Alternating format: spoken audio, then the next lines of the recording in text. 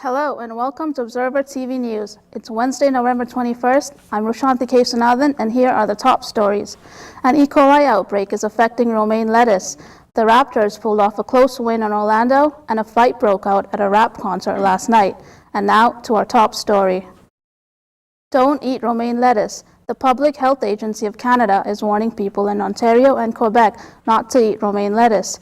The strain of E. coli bacteria is the same one that caused an outbreak last year. There have been 18 confirmed cases of bacterial infection in Canada so far, and 15 cases are from Quebec and 3 in Ontario. No deaths have been reported yet, but 6 people have been hospitalized. The TTC and Mayor John Tory have a new reason to celebrate. The newest generation hybrid electric bus is ready. The first bus is expected to hit the streets in 2 weeks, and each bus costs about $860,000. The new buses will still use fuel but will consume 30% less than the non-hybrid bus rides. Turning to crime news now, Toronto police say a 35-year-old man has been arrested and charged after a series of bizarre attacks against random strangers. The Toronto man is accused of several assaults, including some in East York. The suspect turned himself in yesterday and will appear in court today. He was wanted in 4 separate incidents. 3 took place this fall, and the 4th allegedly happened in the spring of last year. People say he rammed a motorcyclist and threatened strangers with a sledgehammer. And those are the top local news stories of this hour. And now over to Fleur Boomsmar for your look at your weather. Thank you, Rhushanthy. I'm Fleur with your weather forecast. We had a cold day with a mix of sun and clouds in Toronto. Currently, it's about -4 degrees, but it feels like -12. There's a high chance of flurries, so be sure to double up on your wardrobe and wear that down-filled winter jacket and accessories like hats and gloves. Toronto's Medical Officer of Health has issued an extreme cold weather alert as the temperature is expected to fall this evening to -12, and it could feel like -20 or colder. Overnight, it will mainly be cloudy and there's a chance of snowfall. We encourage everyone to be careful while driving and check up on family and friends to ensure they're safe as the weather conditions change. In the morning, you can still expect very cold weather of -10 degrees with sunshine. Be sure to wear those sunglasses along with your winter attire. This weekend, we have the return of the Cavalcade of Lights at Nathan Phillips Square, featuring the lighting of the Toronto's official Christmas tree. Grab your family and friends and enjoy the live performances, fireworks, and skating parties on the rink. That's all for the weather forecast. Now on to Cassie with the national news. Thanks, Fleur. I'm Cassie Bertab. Today in National News, Canadians should prepare for yet another emergency alert test on their mobile devices. Emergency officials are running the Alert Ready test on mobile users once again, since the test failed users the first time in May. The test is for the country's new wireless alarm system, created by the Canada Radio, Television and Telecommunications Commission. The system helps Canadians be notified about safety threats like tornadoes, floods, and Amber Alerts. The alert will be sent to all provinces and territories a week from today. In other news, post-secondary students in Montreal, Quebec are threatening to go on strike. The students are demanding paid internships as a part of their studies. They are demanding that the internship work be covered under Quebec's labor standards law to ensure students are protected in the workplace. If the needs are not met by the end of this week, the strike will begin. Nearly 55,000 students are expected to take part. Most of the students are planning for the strike to last all week. Now to international news. Thanks. In international news, the Hong Kong Health Department says a second person in the city has a strain of hepatitis E. These are the first 2 cases known worldwide. The first case happened in September 2017 with a 56-year-old man. The recent case occurred in May with a 70-year-old woman. The disease was discovered long after patients were treated. The health department says they don't know how the 2 people became infected. Both patients lived in Wong Tai Sin district, but the infections are not linked to each other. Strains of hepatitis E are usually transmitted among humans through contaminated water, mostly in East and South Asia. More than 1,000 pieces of plastic have been found inside a dead sperm whale in Indonesia, including 115 cups, 25 bags, 4 bottles, and 2 flip-flops. The whale was found on the shore on Monday at Wakatobi National Park. Rescuers said that the body was decomposing. When they arrived, investigators were unable to tell if the cause of death comes from the plastic. In 2015, Indonesia was the world's second-largest producer of waste. This news sparked reaction in the country concerning plastic waste. That's all for international news. Now over to Sports Desk.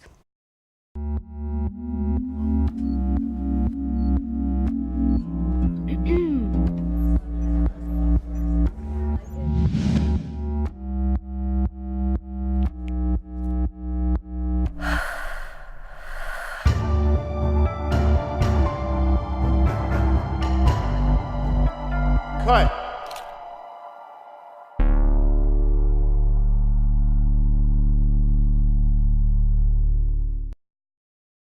Thanks, Trisha. In the world of basketball, the Toronto Raptors defeated the Orlando Magic 93-91 in Orlando last night. The teams were toe-to-toe, keeping up the score close throughout the whole game. With 2.3 seconds to go in the fourth quarter, Raptors coach Nick Nurse called a timeout to gain possession inside the Magic's half. Danny Green sunk a jumper with 0.5 seconds left to give Toronto the win. Kawhi Leonard led the Raptors with 18 points, while Serge Ibaka was the team's top performer with 14 points and 9 rebounds. Up next for the Raptors, they will end their 4-game road trip in Atlanta against the Hawks. Now on to baseball news. The Bronx Bombers just made the AL East even more competitive. The New York Yankees landed BC-born pitcher James Paxton from the Mariners in exchange for 3 prospects. Paxton, who recently turned 30, had the best season of his career last season. He posted a 11-6 record with a 3.76 ERA. On May 8th this year, he pitched a no-hitter against the Toronto Blue Jays, making him the first Canadian since 1945 to do so. Paxton will be eligible for free agency after the 2020 season. Now over to Jenny with more sports. Thanks, Juan. In NFL news, from celebrations to injuries, Week 11 of the NFL season did not disappoint. The Patriots remain on top of the AFC East after getting some much-needed rest with a bye this week. In the AFC West, the Chiefs are holding first place even after their 54-51 loss to NFC West leaders, the LA Rams. The Steelers shut down the Jags this week, solidifying their stronghold over the AFC North. It was a close game between leaders of the AFC South and NFC East. The Texans took a 23-21 win over the Redskins, leaving the Cowboys knocking on the door to take over the NFC East. Coming out of the NFC South, the New Orleans Saints stay on top after slaughtering the Philly Eagles 48-7. And things don't look good for the defending Super Bowl champs, the Eagles, as they drop to 3rd place in the NFC East division. Big news is coming out of the NFC North this week. Matt Nagy and his Chicago Bears tighten their lead with a 25-20 win over division rivals, the Minnesota Vikings.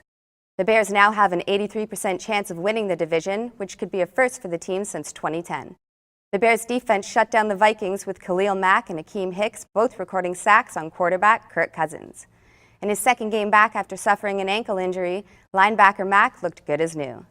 Meanwhile, the Bears' offense, led by quarterback Mitch Trubisky, put up another spectacular performance. We'll see if the Monsters of the Midway have really made their return in Week 12 as the Bears face the Detroit Lions on Thursday. And that's all for sports. We'll be back after these messages with entertainment.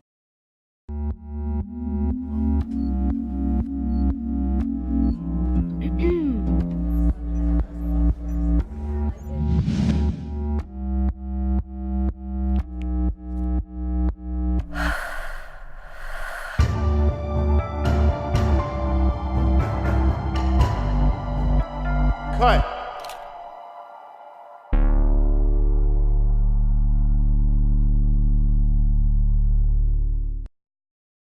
Welcome back, everyone. In entertainment, Forbes magazine just announced the highest paid women in music this year. Katy Perry topped the list, earning $83 million in 2018. Perry performed more than 80 dates on her tour this year, which helped her achieve the top spot. She beat out Taylor Swift and Beyoncé, who followed in 2nd and 3rd place, respectively. Some of the usual names like Rihanna and Lady Gaga were a few spots behind. This is because of their partial absence from the music world this year. Rihanna has focused on her makeup line, Fenty Beauty, while Lady Gaga has focused on her acting career.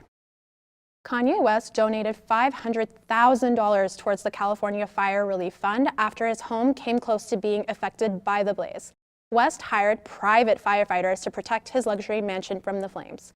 According to his wife, Kim Kardashian, the couple had a serious discussion on how to help.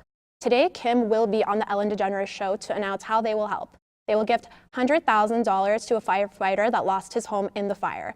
It was reported that Kim also donated a further $200,000 to the California Wildfire Fund and to the California Fire Foundation. The wildfires in California have taken the lives of 81 people so far and have left thousands homeless. That's my look at entertainment. Now on to Doha for more. Thanks, Dina, and hi, everyone. After an infamous rap battle between Pusha T and Toronto's very own Drake, some people are assuming that the fight that broke out last night during Pusha T's concert at the Danforth Music Hall wasn't an accident. Pusha T was in the middle of performing a song called Infrared. It has a veiled reference to Drake having a son out of wedlock. That's when some people in the audience started throwing beer on him. Then they rushed the stage. Pusha T left quickly and seemed unharmed, but his bodyguards stayed and began beating the instigators. It didn't last very long. The suspects were escorted out, and Pusha T came back and told the crowd that people were, quote, paid to throw beer at him, unquote. 3 people were sent to hospital with non-life-threatening injuries. 1 man was stabbed during or after the concert and is in hospital with life-threatening injuries. Anyone with information is asked to contact police. And here's the latest on Justin Bieber. You all know he became engaged to Hailey Baldwin in July, just a month after the couple rekindled their on and off relationship. At around the same time, Hailey Baldwin changed her name on Instagram to Hailey Bieber, and Justin Bieber posted a photo with his partner captured, "My wife is awesome." It's not the first time the singer has referred to his partner as his wife, though they haven't publicly confirmed their marriage. The couple even visited an exhibit in Stratford at the end of September, dedicated to Bieber's career, where organizers said Bieber introduced Hailey as his wife. But now, the Stratford Perth Museum says that it was perhaps, quote, just a term of endearment, unquote. Stay tuned for more news after these messages.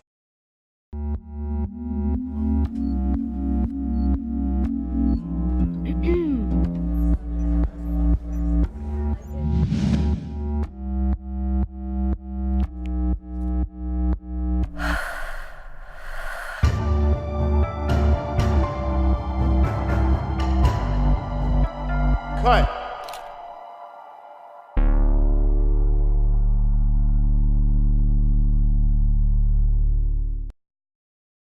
Welcome back. Brookfield Place is presenting the 2018 World Press Photo Exhibition.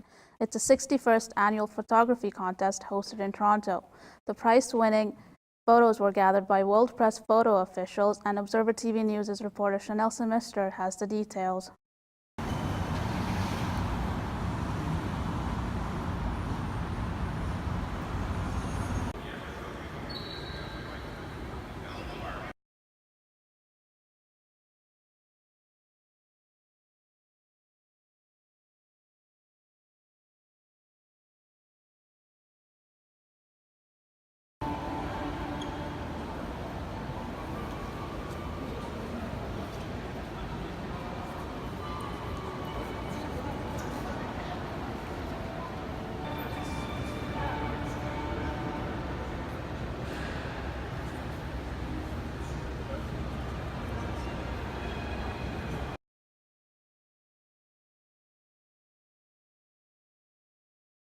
Pretty amazing.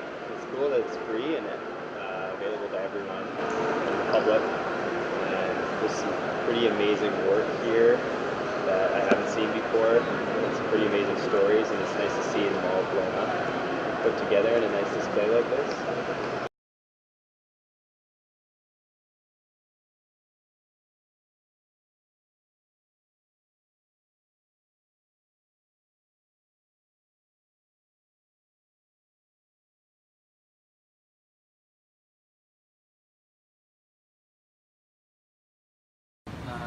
Expose very different faces of the world.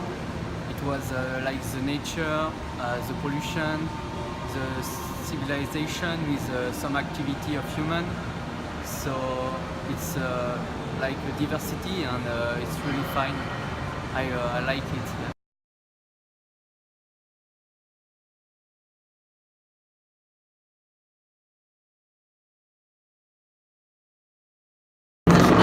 Reporting live from Observer TV News. Toronto. So Chanel, can you tell me about a photo that caught your attention? Yes, for sure. There was a photo of a young mother in her 20s pressing down on her 10-year-old daughter's breast while the other children watched. This relates to a traditional practice in Cameroon, Africa, where ironing the breasts of pubescent young girls delay maturity. I found this really emotional because women are targeted in different ways, and taking away a part of this only stunts their growth. Thanks, Chanel. Turning to breaking news, around midnight overnight, there was a sexual assault in downtown Toronto. Observer TV News' Tiffany Fung is here in studio and has the details. Tiffany, what can you tell us? Today at around 1 a.m., Toronto police say a 25-year-old woman was sexually assaulted near Yonge and Elm Street. The police rushed to the scene after receiving a call for an unknown incident. The woman was casually walking down the street when a man on a red bicycle suddenly sexually assaulted her. She told him to stop, but the man punched her in the face. Then, according to the police, the man drove away on his red bicycle. The man is around 30 to 35 years old, medium build, and is above 5'6". He has a shaved head and a mustache. At the time of the incident, he wore a Blue Jays jacket underneath a black leather jacket. He was also wearing black ribbed pants. Did the police release a photo of the man? Yes, they did. The photo's right here. The police are asking witnesses or anyone with information to step forward by calling them at 416-808-5200. Thanks, Tiffany. And this just in. There's been another serious stabbing in Mississauga. Peel police were called to a home near Airport and Dairy Roads just before 4 this afternoon. A woman was found suffering with severe stab wounds and was rushed to a trauma center. Police are now looking for the suspect, who is a white male 6 feet tall with light brown hair. He was last seen wearing blue jeans and a khaki top. If you have any information, please contact police immediately. And finally tonight, people say the best stories aren't found in fictional comics or books, but in real-life moments.